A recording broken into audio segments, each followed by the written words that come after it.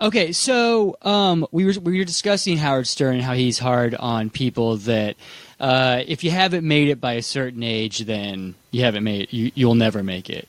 And I always think of this director, Luis Buñuel. In the last 2 months, I've watched 16 of his movies. So that should tell you... Jesus Christ. That's no lie. That is no lie. But anyway, so Luis Buñuel was born in Spain in the year 1900, and he did not make his first feature-length film until 1949. And so so he was 49 years old. Now, he had made a few short films with Salvador Dali in the 1930s because they were both part of the Dada movement with, like, Man Ray. Oh, the people that melted clocks. Exactly. The people that were, like, surrealists, and they took surrealism to, like, this whole new level.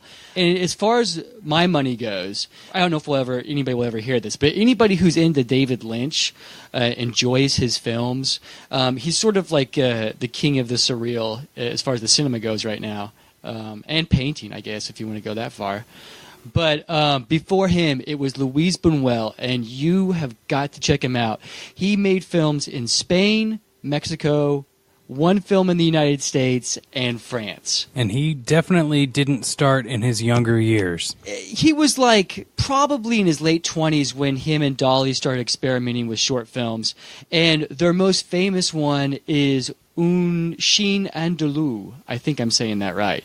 And Rob, I'm sure if you haven't seen this short film, you've at least seen this image from the film. It looks like they're going to cut a woman's eye with a razor blade. Oh, yeah. And when they go in for the close-up, it's actually a cow's eyeball. Oh, thank goodness. Yeah, I know. Yeah. That actress was not really a good time for the method acting. Yeah, no kidding. And or good time for cattle. But has it ever been a really good time for cattle in America? Another topic for another time. We're going to talk about that next time. And Freddy 5. Well, in the off season when we can't talk about a series of films, maybe we'll just talk about that. What happened? You had quite a nasty bump. I gotta get out of here. No. You stay put. You need your rest. You don't get it. He's after me. It's okay, honey.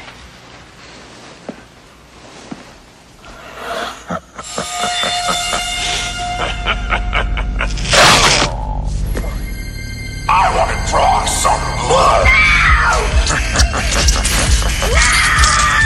No! Feeling better now? Graham, hey, welcome to Pumpkin Spice Podcast, Episode 4. Glad to be here, Rob. This has been great. I mean, I have made a few podcasts in my day, but I have not heard as much positive feedback as I've been hearing from this. So I hope that everyone's enjoying their, autumn seasonal treat that's coming from you and I. Yeah, and I just want to point this out. Like, Rob is a professional. Rob has been doing this for years, and he sounds great, and he's like the best host ever. I am very new to this, so this is like, I'm very, very new to this. So give me a chance here. We'll get there. I do want to say before we start that I was actually asked to be on another podcast as a guest just yesterday for an episode that's going to drop on Halloween, where I got to talk about Dream Warriors, number 3 in the Nightmare series. Oh, nice. Yeah, again, the fan favorite. Yeah, and I think I need to at least throw them a plug, don't you think? Throw it out there, man. It's called Fix a Flick, where they just have a guest on. They talk about a film that they like, but they feel like they could make better. Obviously, you get the point there. The first half is me talking about the film. The second half is what I would do differently about the film. I touched on a few things that you and I touched on in episode 3, but I really changed up a few things that I feel like would make it a little more exciting. You changed up your opinions of the film? No. I changed a few scenes that I would think I see what you're saying. Would make the film better. Oh, cool. Oh, okay. And with an unlimited budget, so... Well, I can't wait to hear that. And I can tune in on Halloween, October 31st? Yeah, they're going to drop it on the 31st. It's on iTunes. It's on pretty much everything that you can find this show on. iTunes, Google Play. They got a Facebook page, that sort of stuff. Before we get started, though, I want to just ask people to give us a little review on iTunes. It helps us bump up in the ranks. And if you'd like, check out our Patreon page. Every sort of new post that we have goes there. We're using it as our website. And if you donate $1, you can call us, or we can call you, our employer. But you don't have to donate anything if you don't want to, but you can at least go there to see updates. That is absolutely correct. Graham, you ready for this? Absolutely, Rob. Now, Rob. Okay, so we are in Nightmare 4, The Dream Master.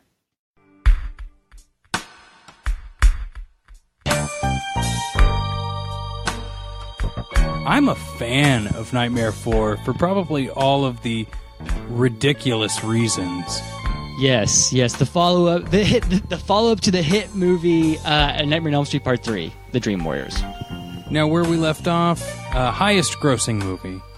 And now, after 3, this series went in an incredibly different direction because Nancy's dead. Nancy ain't coming back. Yeah, that's true. I also want to point out it's the highest grossing in this series thus far. But yes, you're correct. Nancy is dead and Wes is gone. He's sort of done with the series at this point. So it's time to wipe the slate clean. And start all over. We've got more of a focus on humor and entertainment in this one. Because making the film scary became a secondary goal. Yeah, that's right, Rob. And also, Freddy sort of evolved to be like the protagonist of the series at this point, and he was given a lot more screen time, which again led in the direction of being less scary and more sort of pulpy and more humor. Well, and they had, Renny Harlin, he was a young director in comparison, and he really wanted to bring out the teenage vibe of the film. Yeah. Renny Harlin is the man, and yeah, absolutely, Rob. He was directing this film towards the MTV generation. A year previous, he did a film called Prison, which starred a young Viggo Mortensen, and it is absolutely great. I love that movie, and you can see after watching Prison why he was hired to do Nightmare on Elm Street Part 4. After he was hired after practically begging, though. Yeah, he would show up to New Line and just wait in their lobby, sort of Rupert Punkin style. If you know what I'm talking about there, you rule. But finally, they just didn't have anyone else. And they're like, oh yeah, call that tall dude from Finland. He can direct this film. Well, yeah, ultimately they had such little time to produce this film, and they knew it was going to be really stressful and physically exhausting for the director, so they just hired a young, physically fit 6'5" guy from Finland. And he later went on to direct things like Die Hard 2 and Cutthroat Island. Yeah, if you don't know, Cutthroat Island is one of the biggest box office bombs of all time. It was a good, almost a decade before you could do pirate movies again after Renny got a hold of the genre. After Nightmare on Elm Street Part 4, he did a movie called The Adventures of Ford Fairlane. And this is also a really interesting specimen of cinema. It stars Andrew Dice Clay, who at the time was one of America's biggest comedians. He's one of these guys that sold out Madison Square Garden 3 nights in a row. But he's a total, in my opinion, hack comedian. And the fact that he stars in this film is super hilarious to me. The Adventures of Ford Fairlane kind of encapsulates all of the decadent and deviant behavior of the 1980s. And it's just such an interesting film. And what's even more interesting is Warner Brothers was watching the dailies of the film, and they were so impressed they gave Renny Harlin the keys to direct Die Hard 2. Jesus, that's how he got to direct Die Hard 2? Yeah, because of The Adventures of Ford Fairlane, which is a huge box office bomb. All right, let's get back into Nightmare 4. Let's go old cast versus new cast. So Patricia Arquette is not in Nightmare 4, and she's recast. The character Kristen is recast by the actress Tuesday Knight. Tuesday Knight. Very cool Hollywood name. Yeah, I guess. But she has no chemistry. She's very monotone and doesn't actually hold the same character that Patricia Arquette did with Kristen. No, she's nothing like Patricia Arquette. She's a stick in the mud. She does this weird thing at the beginning where she's having a nightmare and pulls Kincaid and Joey into her dream, and they're like, you can't do this anymore, as if she's been doing it a whole bunch, which also isn't in the character of Kristen. No, she wouldn't misuse her gift, right? Her dream gift or her dream power. And when they do have that reunion, Rob, there is no chemistry whatsoever. And no one says pussy. You know what? Dude, that is what's really missing from number 4. And honestly, Kincaid is one of my favorite. He's probably, if I had to say right now, right this very instant, he is my favorite Dream Warrior. And how long does he survive in part 4, Rob? Longer than I thought, but not past 20 minutes in the film. Yeah, it's almost as if they take these characters that survived number 3 only to kill them off as quickly as possible in number 4. And Rob, would you like to talk about how they resurrect Freddy in this movie? Oh, yeah. Kincaid's at the junkyard where they buried Freddy's bones in hollowed ground in 3. Joey's dog runs over, lifts his leg, pisses fire, and then Freddy's resurrected. Just a clever little plot twist there. I don't know if it's exactly clever, but it's really interesting, and it turned out to be one of the most memorable scenes of the franchise. I mean, if I get to talking with people about Nightmare on Elm Street and they know the series really well, that's one of the first things that will come up. Well, and I was being sarcastic. It just seems like there's no reason. It's like, what do? We want to keep teens' attention. Let's have the dog piss on it. It's charming. It's a charming little idea. It's a takeaway. And it shows you what's going on in the mind of Renny Harlin. We're going to keep on going back to Renny Harlin throughout this episode, I'm sure. Brilliant man. Did he do Long Kiss Goodnight as well? Yes, he did. And excellent. Love that movie. And I just wanted to say real quickly, Rob, and again, we'll be going back and forth on Renny Harlin, but in between Die Hard 2 and Cutthroat Island, he did a little gem called Cliffhanger. Oh. With Sylvester Stallone. Yes. Yeah, so there you go. Loved the Cliffhanger spoof in Ace Ventura 2.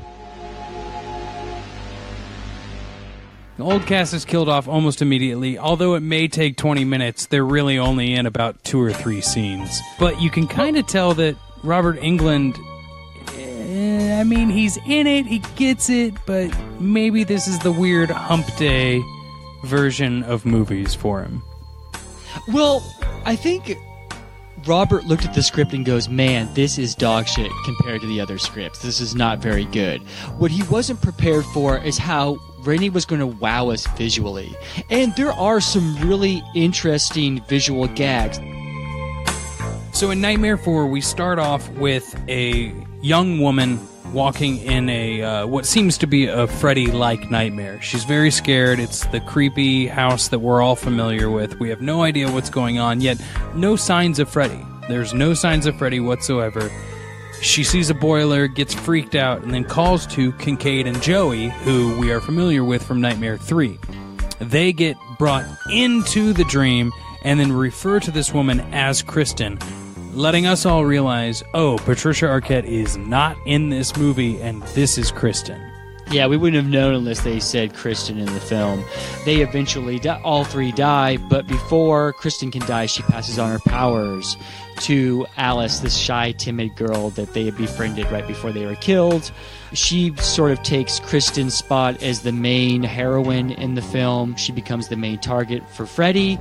And her and her brother Rick and their friend Debbie have to take on Freddy and try to survive yet another episode on Elm Street. Now, there's a lot of cool things that happen in this. Like we said before, this is a very MTV version of a Freddy movie, but it just is lacking something, and I think that's a fully fledged script for one.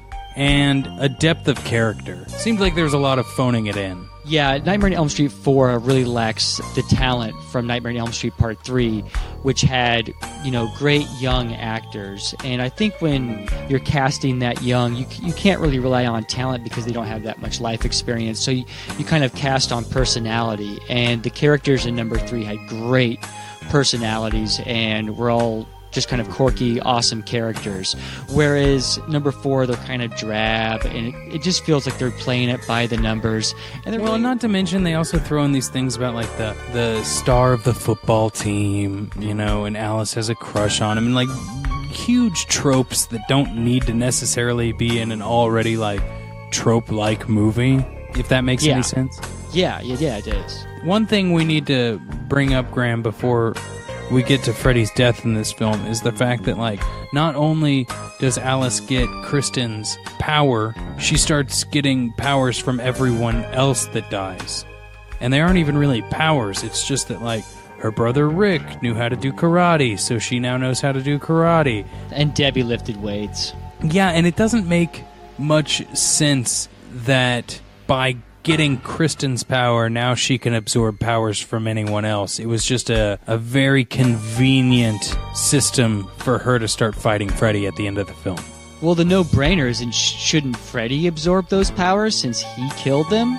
He gets stronger with every soul of the children he takes. But then how does Kristen get more powerful? Like, I just think that all that power should go to Freddy since he's the... Exactly. It's a fun movie, but doesn't make any sense.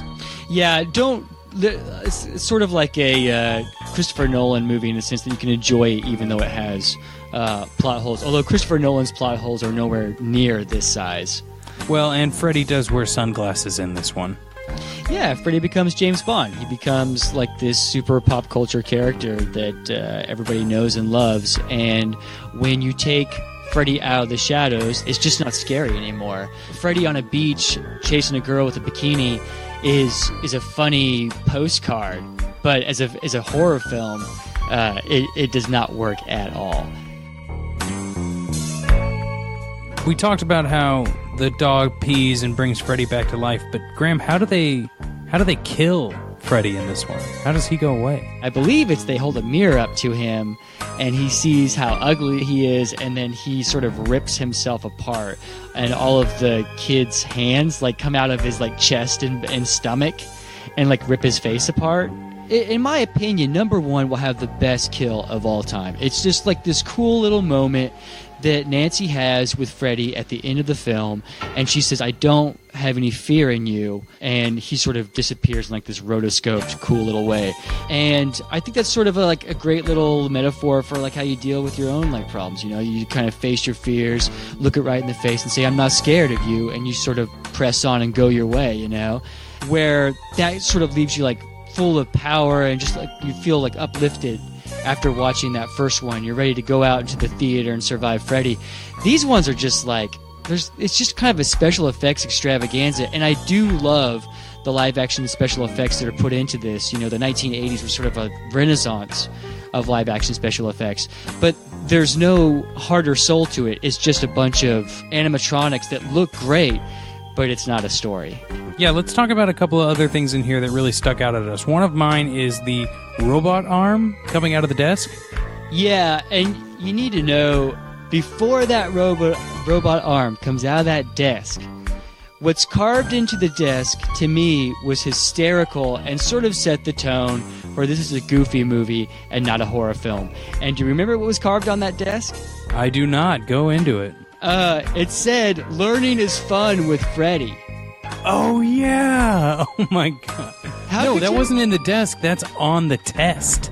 That's on the test. But yeah, He writes it on the test. Yes, learning is fun with Freddy. And when I was in high school, a friend of mine really loved that movie as much as I did.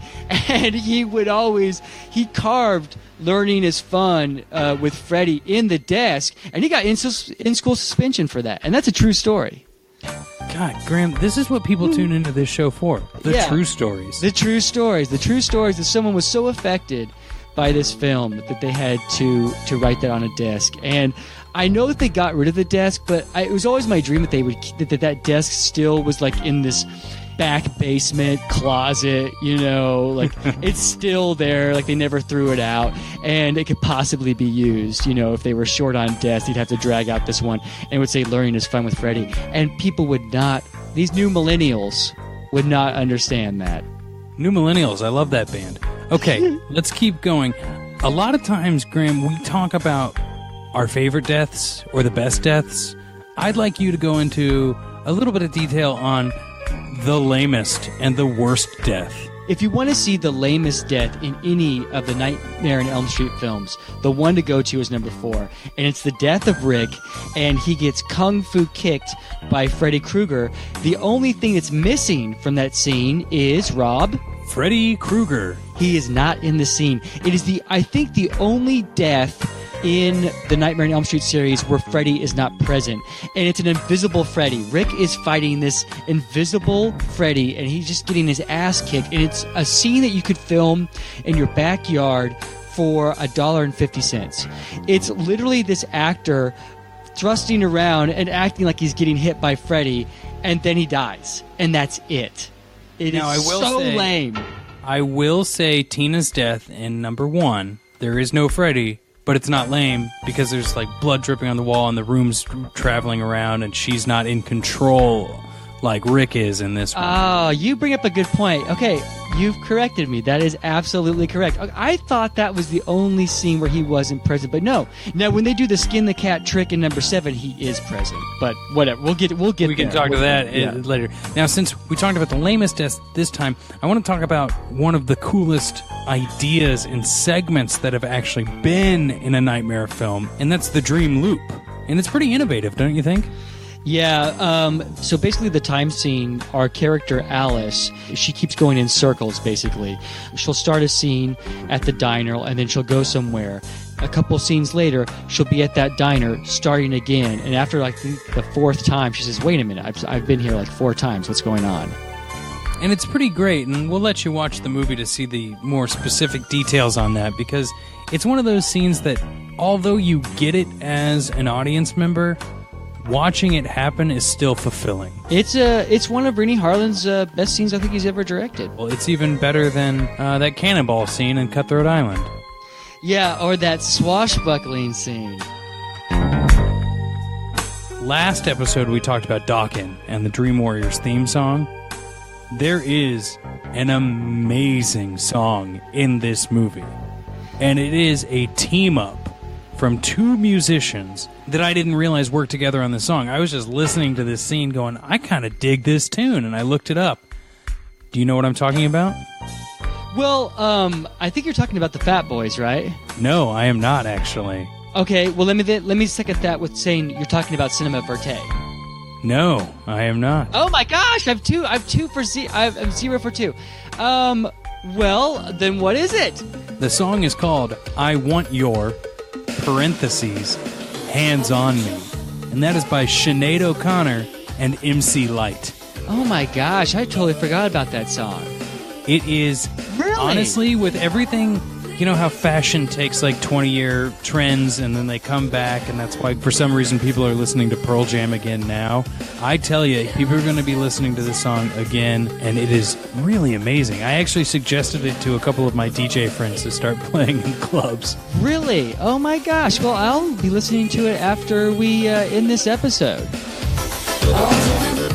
So yeah, the Fat Boys did a song specifically for the film, and it's called, what now, Rob? Are You Ready for Freddy?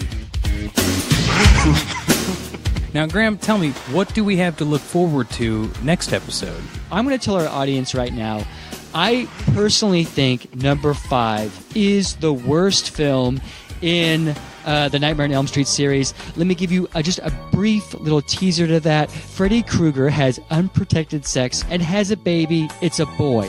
What the fuck were they thinking? That being said, it's got a little bit of the best and a little bit of the worst.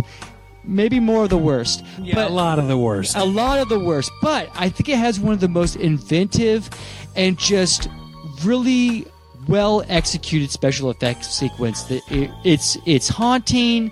It's really cool. It's something you can just wrap your mind around. And if you have any reason to watch number 5, it's that. Okay, great. Graham, thanks so much again. I just want to direct people to our Google Play page, our Patreon page, our iTunes page. Do whatever you can to share this. It would really help us out. Go to those things. Discover more about Graham. He's from the Austin Film Society. About me, Rob Schulte. I live here in New York, and I produce podcasts and other radio and audio projects, whatever. You can look me up. I'm more boring than Graham. And we'll be there to hold your hand through number 5. I'm telling you, it's going to be a rough ride, but Rob and I are going to make the best of it. Yeah, 5 will be good for our audience, but it'll be bad for you and I to have to watch the film again. we're just teasing this up so much. Let me just say one last thing. Okay. To let the audience know how fucked up number 5 is. I don't know if you remember, there was an early poster before the official poster came out for Nightmare on Elm Street Part 5, and it was a cigar that was being held by the Freddy clawed fingers, and it had "It's a boy." Oh, That was the tagline. So look forward to Nightmare on Elm Street Part 5, The Dream Child.